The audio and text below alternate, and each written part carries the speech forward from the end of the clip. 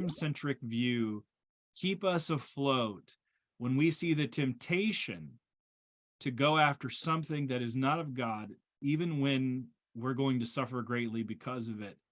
It's one thing to suffer in unbelief. It's another thing to suffer when someone claims to be Christian. Yeah, it's And it more seems painful. it's much more painful because it seems like they have truth and we don't. Yeah. How do we go about that? How do we help people? What's a kingdom-centric view to help us there? Well, ultimately, as leaders, we know that in a few breaths, we are going to be face to face with Christ, and we will give an accounting on our lives, and so that to me is the sobering moment that kind of helps me kind of reconstruct a lot of other things in my life. Is he's not going to ask me, did my church grow? He's going to ask me, did you obey?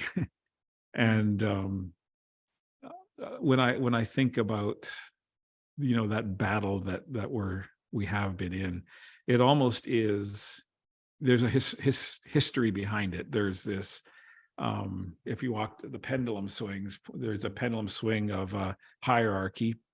And so we have, more mainline churches that have a lot of hierarchy, and then the pendulum swing moved away to autonomy, independence, freedom. And so every congregation is, its own fiefdom and its own thing. And neither one of these to me seem like a wholly biblical idea. The middle ground seems to be interdependence. And when you look at John chapter 17, Jesus' prayer for his people, there's a sense where this oneness is something that's significant.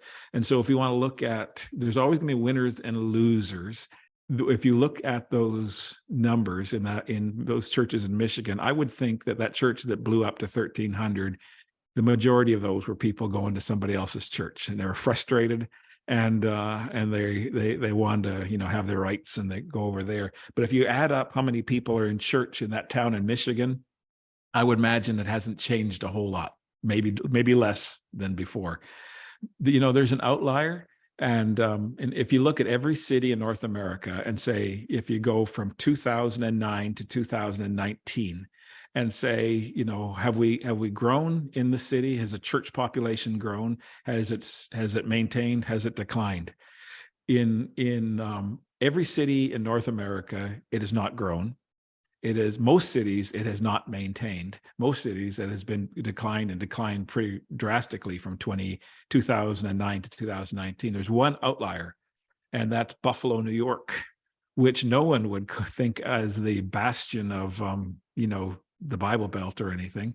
And but in Buffalo, there was a pastor. I won't give any. There was a pastor who he became a new pastor of a church that was one of the larger churches, and he went on an apology tour, and he went to all the other pastors and says it takes an ecosystem of small churches to grow a large church.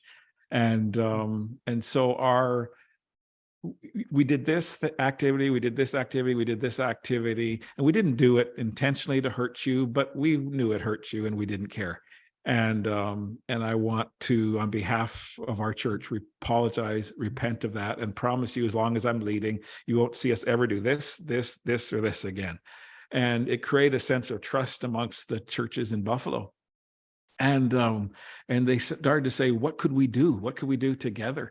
And they all began to lean in and think, and they said, well, the most important thing is gospel access. How do we get the gospel to every man, woman, boy, and girl, so they could see and hear and taste and smell the good news of Jesus Christ on multiple occasions, so they could receive or reject Christ with knowledge?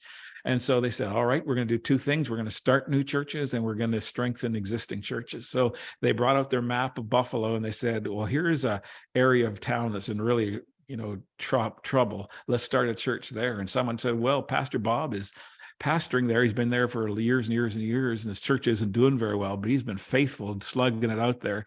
And so they went and visited Pastor Bob and said, what do you need? And he needed resources, he needed people. And they said, well, we can help you. And so other churches began to give people and money to Pastor Bob.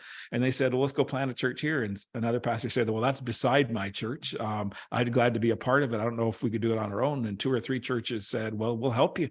And this kind of selfless activity happened from 2009 to 2019, even though the city of Buffalo contracted by 0.5% smaller than it was 10 years before.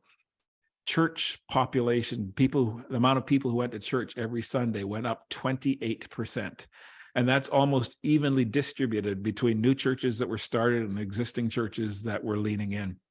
The churches that were started, you ask their sending church, you say, who is your sending church? You know what they say?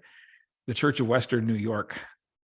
And it's a sense where they're actually living out this John 17 idea as close as anything I've ever seen in North America. And the fruit is there to see. And so as long as, we see church as our fiefdom, as autonomous, as, winners and losers, and we're going to compete, we'll never see that. But when we begin to sort of take our hands off of it and say, with open hands, God, you have called me to this city, and not to get a church out of this city if I'm a church planter, but what are you doing in this city? How do I cooperate with what you're doing in this city to bring the gospel, to bring healing, bring the good news here? All of a sudden I behave way differently. And I don't see my brothers in the church next door as competition, but as kingdom collaborators. We're working together and joining hands. The results are there. So it's a whole different vision. It isn't this hierarchy and it isn't this autonomy. It is this interdependence where we're working together. We're not going to agree theologically. We look through a glass dimly, and even though those of us who think we have everything exactly right in our doctrine are going to go to heaven in a few years and find out we had a lot of it wrong. And so the things that aren't, the most important things, prime order things, we put them as secondary things, and we concentrate on the gospel together. And let the world outside see that we love Jesus most. That's the thing that holds us all together. Until we're there, I don't think we stand a chance at of turning the tide where we are in North America. I think as long as we're measuring ourselves against others, that's not a winning idea.